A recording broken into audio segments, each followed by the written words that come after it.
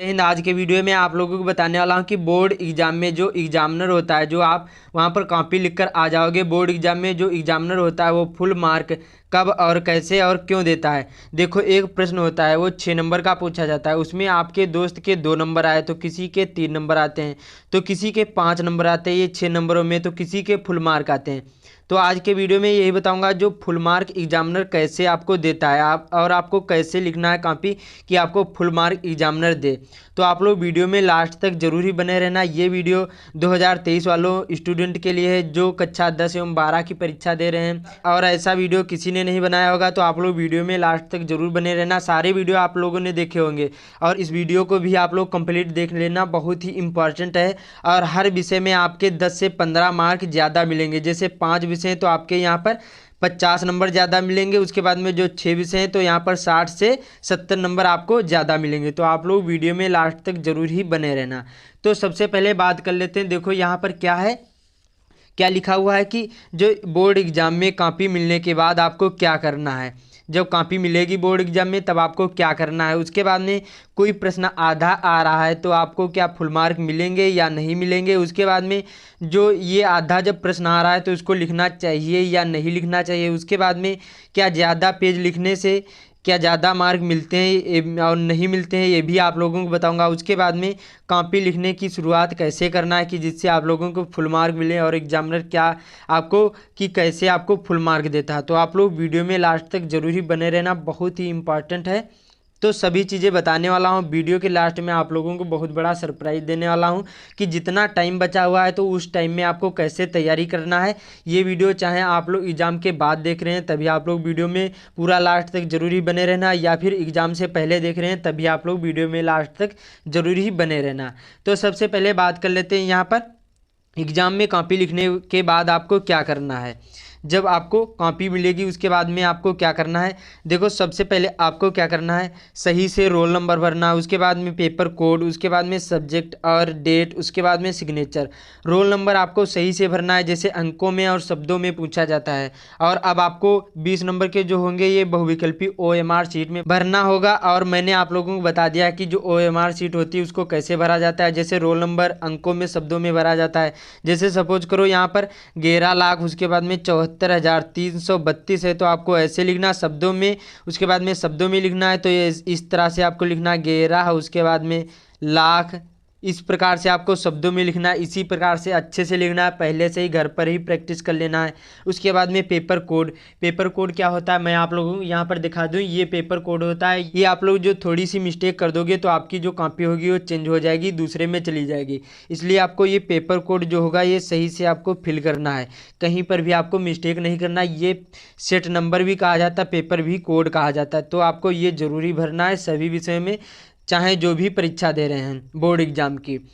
समझ में आया। उसके बाद में यहाँ पर क्या लिखा है, सब्जेक्ट अच्छी तरीके से भरना है। जैसे कोई भी सब्जेक्ट हो सकता है, जैसे हिंदी या यहाँ पर मैथ, कोई भी हो सकता है, तो आपको अच्छे से भरना है। उसके बाद में डेट डालना है कि किस दिन आपका पेपर है, कौन सी पाली में है। प्रथम पाली में यहाँ पर क्लास 10th वालों के होते हैं, द्वितीय पाली में यहाँ पर क्लास 12th वालों के होते हैं। उसके बाद में यहाँ पर आपको एग्जाम में क्या मिलेगा, सिग्नेचर करने को आता है तो आपको सिग्नेचर ना करना नहीं भूलना है, नहीं तो आपकी क्या होगी, आपकी वहाँ पर प्रेजेंटी नहीं लगेगी और आपको उस विषय में एक भी मार्क नहीं मिलेगा। इसलिए आपको सिग्नेचर भी करना अनिवार्य होता है। उसके बाद में अब बात कर लेते हैं यहाँ पर क्या है कि जो एग्जामिनर होता है वो कॉपी में ये चीज़ें देखता है। जो एग्जामिनर होगा जो आपकी कॉपी चेक करेगा वो क्या देखता है। देखो, सबसे पहले वो क्या देखेगा कि प्रश्न का सटीक उत्तर देखेगा। देखो, जो एग्जामिनर होता है वो क्या देखेगा कि आप कितने मतलब अच्छे से लिख पा रहे हो प्रश्न का उत्तर। जितने अच्छे में लिख पाओगे उतने ही अच्छे आपके मार्क आएंगे। और आपको देखो, पहले पेज में कहीं पर भी आपको काटा पीटी नहीं करना है। कॉपी के फर्स्ट पेज में कहीं पर भी आपको काटा पीटी नहीं करना, ना ही आपको गलत उत्तर लिखना है। जो पहले ही गलत कर दोगे तो आपके अच्छे मार्क नहीं आएंगे। एग्जामिनर क्या देखता है कि पहले की देखता है और उसके बाद में शुरुआत में देखता है और उसके बाद में अंत में देखता है। इसलिए आपको फर्स्ट पेज में कहीं पर भी आपको काटा पीटी नहीं करना, ना ही आपको गलत उत्तर लिखना, सटीक जवाब देना है। जितना पूछा जाए उतने में ही आपको जवाब देना है। तो प्रश्न का सटीक जो उत्तर देना है तभी आपको फुल मार्क एग्जामिनर देगा। उसके बाद में जितनी अच्छी राइटिंग होगी उतने ही अच्छे मार्क आएंगे। देखो, हर विषय में जो आपकी अच्छी राइटिंग है तो यहाँ पर 5 से 10 नंबर आपको हर विषय में आपको राइटिंग पर ही मिलेंगे। जैसे कुछ प्रश्न का उत्तर जैसे गलत हो जाए, जैसे हिंदी, सामाजिक विज्ञान या विज्ञान में, तभी आपको फुल मार्क देगा। जैसे 4 नंबर देना चाहता है तो आपको 5 नंबर फुल मार्क आपको दे देगा, जो आपकी अच्छी राइटिंग है। इसलिए आपको अच्छी राइटिंग होनी बहुत ही ज़रूरी है और आपको प्रश्न का सटीक उत्तर देना है। वो एग्जामिनर देखो क्या देखता है कि आप उतने प्रश्न का उत्तर देने में कितना सक्षम हो, कि कितने अच्छे से आप लोग प्रश्न का उत्तर दे पा रहे हो। इसी प्रकार से वो आपको उसी प्रकार से आपको नंबर देगा। तो आपको ये देखना, अच्छे से लिखना है। उसके बाद में अब बात करते हैं क्या है यहाँ पर क्या लिखा हुआ है। कोई प्रश्न आधा आ रहा है तो उसका आंसर लिखना चाहिए या नहीं। देखो मैं आप लोगों को बता दूं, उसको जरूरी लिखना चाहिए। देखो क्या होता है, जैसे मैथ का एक क्वेश्चन है और 6 नंबर का पूछा गया। कितने नंबर का? 6 नंबर का। उसमें देखो स्टेप बाय स्टेप होगा कि 2 नंबर जो लिखोगे तो आपको यहाँ पर जैसे एक स्टेप लिखोगे तो यहाँ पर 2 नंबर मिलेगा। उसके बाद में दूसरा स्टेप लिखोगे उसमें भी आपको 2 नंबर मिलेगा। उसके बाद में तीसरा स्टेप लिखोगे तो उसमें भी आपको 2 नंबर मिलेंगे। तो जैसे 2 स्टेप आपने लिखे और तीसरा स्टेप नहीं जैसे मालूम नहीं है और नहीं लिखा, तब भी आपको 4 नंबर जरूरी मिलेंगे।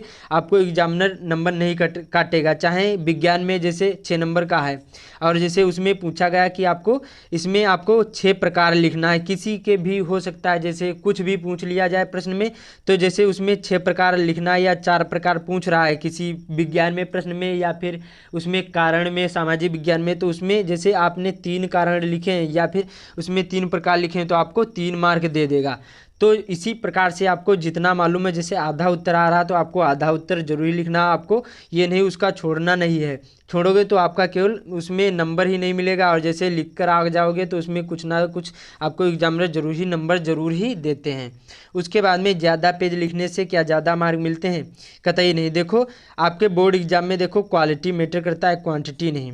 देखो जितना अच्छा लिखोगे उतने ही अच्छे मार्क मिलेंगे और जितने सटीक में आपको जवाब दोगे एग्जामिनर को उतने ही अच्छे आपके मार्क आएंगे। ये नहीं कि देखो आपने कॉपी लिखी 4 पेज में एक ने लिखा और एक ने उसी में 2 पेज में लिखा, लेकिन वो बच्चे ने अच्छे से लिखा तो उसको फुल मार्क मिलेंगे और आपने 4 पेज में लिखी अच्छे प्रश्न का उत्तर तो आपको नंबर नहीं मिलेगा। इसलिए आपको क्वालिटी मैटर करता है, क्वांटिटी नहीं। इसलिए आपको बोर्ड एग्जाम में अच्छे से लिखना है, जो पूछा जाए उतने में ही आपको जवाब देना है। जैसे यहाँ पर 180 शब्द सीमा पूछी गई तो आपको केवल 180 शब्द सीमा लिखना है, इससे ज़्यादा नहीं लिखना है। ये नहीं कि उसको 200 कर दिया या फिर 250 कर दिया, इससे कुछ नहीं होगा, केवल आपका टाइम ही बर्बाद होगा। बाकी आपको बोर्ड एग्जाम में एक भी नंबर नहीं मिलेगा ज़्यादा पेज लिखने से। इसलिए जितना पूछा जाए उतने का ही आपको जवाब देना और हो सके तो आपको बोर्ड एग्जाम में सीरियल वाइज ही लिखने की कोशिश करें, 1, 2 और उसके बाद में 3।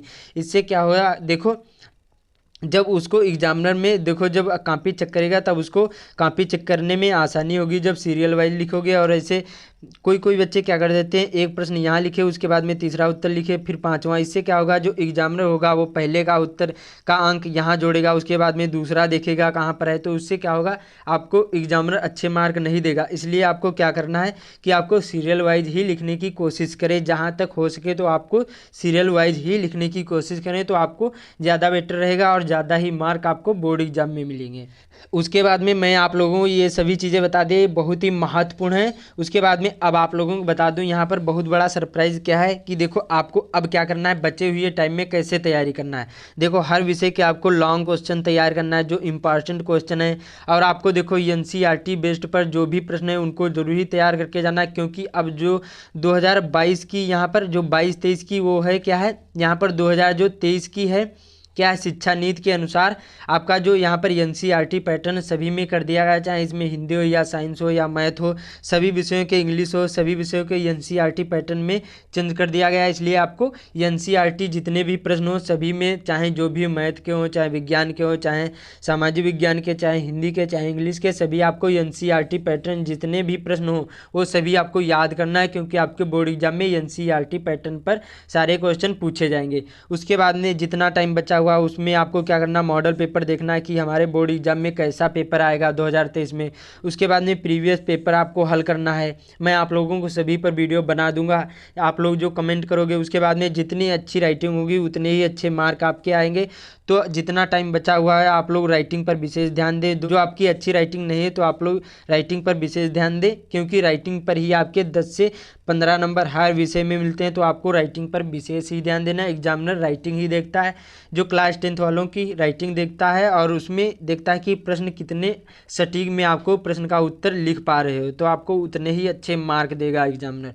उसके बाद में जितना टाइम बचा हुआ आपको सोशल मीडिया से दूर रखना है। उसके बाद में रील नहीं देखना, ना ही शॉर्ट वीडियो देखना है, काम की चीज़ें देखो। अब जितना टाइम बचा हुआ अच्छे से मेहनत करो और अच्छे से अच्छे मार्क आएंगे, इसलिए आपको अच्छे से मेहनत करना है। उम्मीद करता हूँ आप लोगों को समझ में आ गया होगा। मैंने आप लोगों को जो जो बताया यहाँ पर फिर से बता दूँ कि जो एग्ज़ाम में कॉपी लिखने के बाद आपको क्या करना, रोल नंबर सही से डालना, ये सभी चीज़ें करना। उसके बाद में जो प्रश्न आधा रहा उसको भी आपको करना चाहिए, उसको भी नहीं छोड़ना। उसके बाद में ज़्यादा पेज लिखने से ज़्यादा मार्क नहीं मिलते हैं, एक भी नंबर नहीं मिलेगा। 180 शब्द सीमा जो पूछी जाए तो आपको 180 शब्द सीमा लिखना। उसके बाद में जो कॉपी की लिखने की शुरुआत कैसे करना है मैंने आप लोगों को बताया कि फर्स्ट पेज में कहीं पर भी आपको काटा पीटी नहीं करना, हो सके तो कहीं पर भी आपको काटा पीटी नहीं करना है। जितना टाइम बचे उसमें आपको क्या करना है, कॉपी भरने की कोशिश करोगे। जितनी अच्छी कॉपी भरोगे, जितनी मतलब ज़्यादा कॉपी भरोगे उतने ही अच्छा आपके मार्क आएंगे, ज़्यादा ही मार्क आएंगे। इसलिए खाली बैठने से अच्छा है कि आपको कॉपी भरने की कोशिश करें। जितनी कॉपी भरोगे उतने ही अच्छे मार्क आएंगे। तो मैंने आप लोगों को जो जो बताया ये बहुत ही इंपॉर्टेंट है, और जो चैनल पर नया है तो चैनल को